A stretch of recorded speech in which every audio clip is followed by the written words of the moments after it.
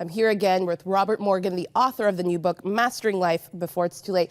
Robert, some people are organized, some people aren't. But you say that this is an important thing. Is it a spiritual thing that we need to hone in on? What is it? Well, one of my principles in mastering life before it's too late is that our lives need to have a certain amount of order and discipline and organization to them.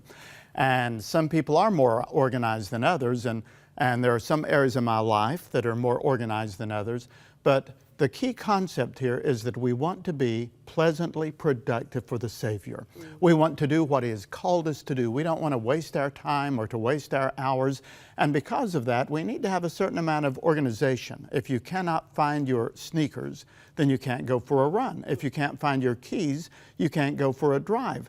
We spend an awful lot of time looking for things, but we need to learn to keep clean work surfaces and to bring a certain amount of organization into our life. I give some clues about how we do that here in the book Mastering Life, but it is a spiritual principle.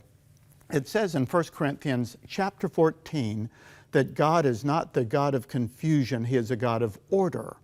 And the church in Corinth that Paul was writing to when he wrote those words was chaotic. It was very disorganized. Everything about it was disorganized, and Paul was writing to help them bring some basic organization into the life of their church. And in doing so, he said, God is not a God of confusion, but He's a God of order. So if God is not disorganized, why should we be?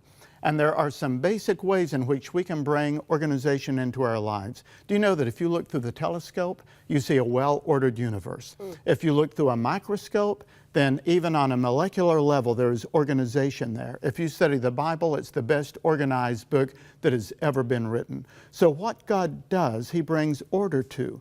And when He comes into our lives, He begins cleaning out the debris and sweeping out the sin and helping us to get organized on the inside. And then that should translate to some basic organizational structures on the outside that will enable us to be effective for the Savior. We serve a God of order. Thank you, Robert.